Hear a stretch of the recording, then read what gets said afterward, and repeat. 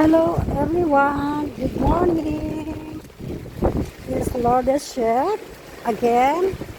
Wow, today is Monday. Oh my God. Alam niyo ba guys, Typhoon 8 dito. Hello. Typhoon 8. Pero 90% all closed. See? Oh. Mga close sila, oh. Yan, close. Especially yung mga government office, saka mga nag-office, mga close talaga sila. Basta Typhoon 8, automatically, walang pasok sila. Pero, kami, FNB, most of 50% na FNB may work.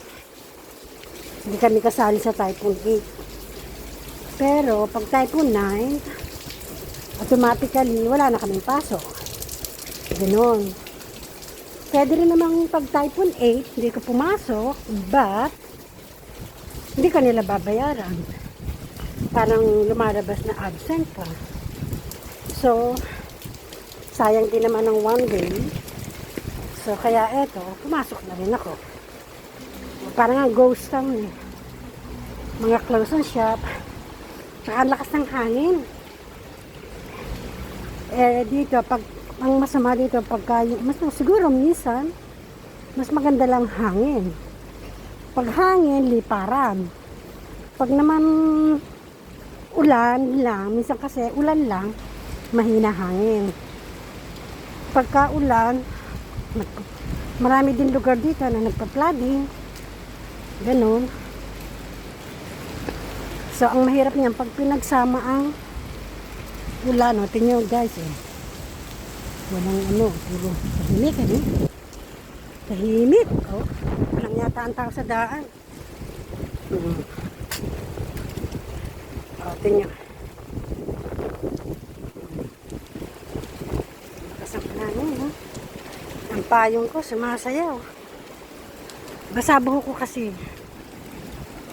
Kaya eto, lumilipad din ang buhok ko. Pero dito ako dadaan sa dito na lang kaya sa kabila. Sa mismong kalsada. Kasi minsan pag nagmamadali ako sa likod, mas yung mas madali.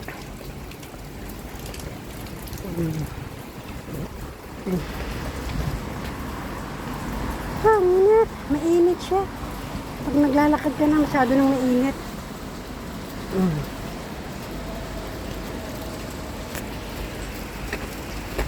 Ano ito?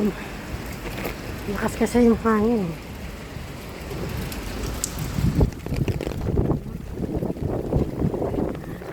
Sumasayaw pa yung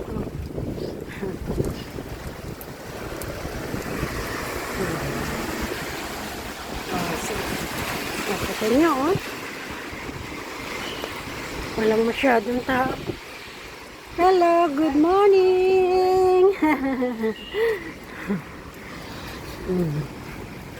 Ayan, may mga renovation, no? See the building. Ayan. Sabi ko sa inyo, pag Typhoon ay talagang see? Ayan, pagka shortcut ang way ko, doon ako dumadaan sa dulong yun, dulo. Ayan, lalaki ng kasada dito, lalapad, ano? Lalapad ng kasada dito. Katulad sa atin. So, lakas ang hangin, huh? Oh my God. Kailangan mo nang tumabi. Nasalubong ko yung hangin eh. Bakit? Oh my God. Kailangan kong tumabi.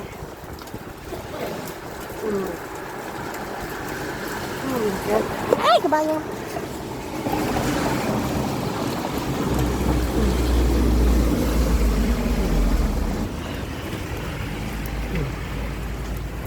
Grabe mo ko. Parang, ano ba yan? Bakit kasi hangin ko? Ano naman ito?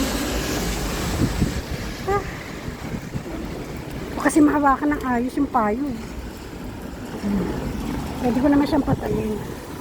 Mas delikado pagkabukas eh. Baka kayo madala ng hangin. Hindi na bala ko basa ng ambon. Hindi naman malakas ang ulan eh. Hangin ang malakas eh. Yun oh. Saka pag ganito yung typhoon eh, bihira lang yung mga bus. Pero MTR, nagwo-work. Kaya lang may mga parte na hindi nagwo-work yung MTR.